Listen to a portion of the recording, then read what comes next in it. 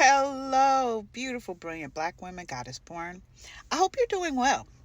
And I hope you are holding yourselves, your daughters, granddaughters, and goddess daughters and nieces uplifted, held sacred, and protected. Shout out to Trang Pack Baby. She asked me a really important question, and I sat with it for quite a bit of time. I was like, girl, give me like a couple weeks to come up. But then I thought, no, I need to answer what she was asking me to answer um, as soon as possible, meaning right now. Okay. So thank you so much for the question. Um, Trang Pack Baby, I really do appreciate it. Um, she asked me, how do I stay basically motivated to keep uplifting, holding Black women sacred and protected um, in the midst of us, watching us try to remain faithful and compassionate and kind and caring and all of giving the most for people and demographics that have ensured that we remain as Black women and Black girls the least protected and the most disrespected. But we keep on caping for these individuals that just don't deserve us.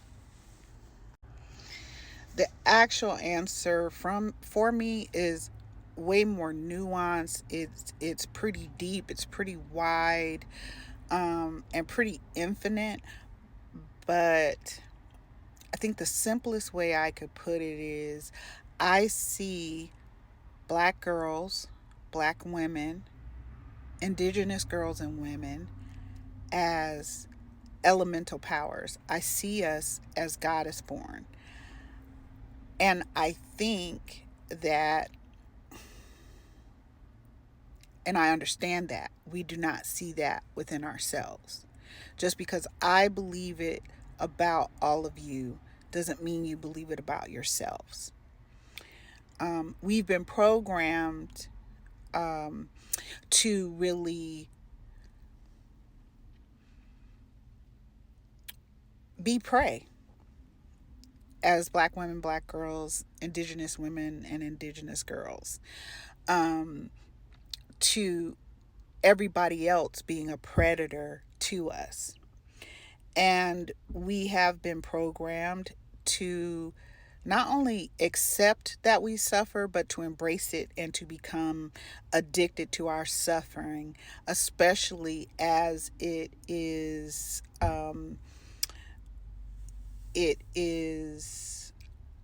brutally applied and cruelly and unusually applied to us by other groups of people, including Black men who we give birth to them as babies and children, and yet we have grown ass Black men that really believe that they get to terrorize, torture, unalive, brutalize, and destroy us, right? And yet we as Black women will still put on the cape to save our thuns. Now, I have a son, nice guy, love him to pieces, and he is still a Black male. The way I view it is, he is not, nor is any other Black man or white man for that matter, a leader. I'm not submitting anything to you because you you don't have what is required to lead your own sperm, much less anybody else. You really can't do what needs to be done for yourself to be a whole person. And to demand from me or any other black woman or black girl that we bend the knee to you, that we prostrate ourselves before you, that we mule for you, that we be be your mattress, as Erica De Niro will so well, she puts it so well, right? um is absolutely utterly ridiculous to me. I do not adhere to the patriarchy, so that's another part of the answer. Because I don't believe in those rules, and I'm not led, or nor do I follow in some sort of way the rules of patriarchy. So for instance, I'm not comparing myself to another black woman, because in a patriarchy it's hierarchical, it's about scarcity, and it is about war, and using any and everything as products, including and especially black women and black girls and indigenous women and indigenous girls.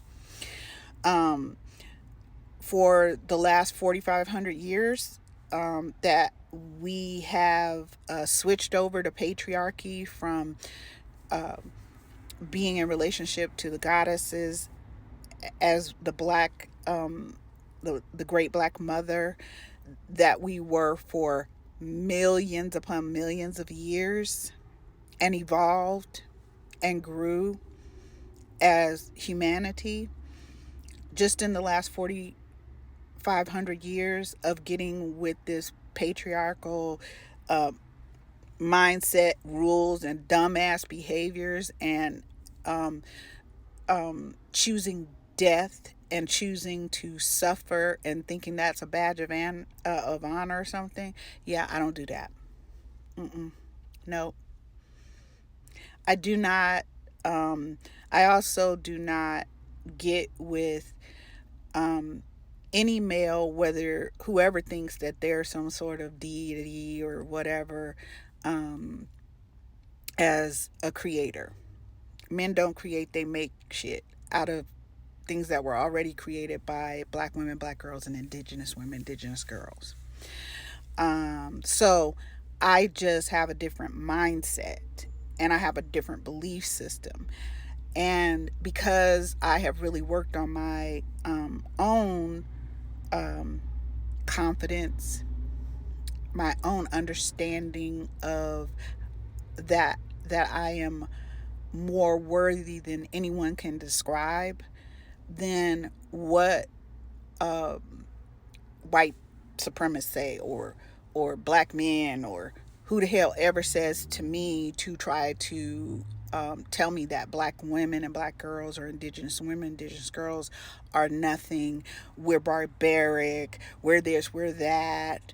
Um, I'm just on kiss my fucking ass, okay? Because what I see in black women and black girls and indigenous women and indigenous girls is something that I hope that all of us are beginning to understand about ourselves.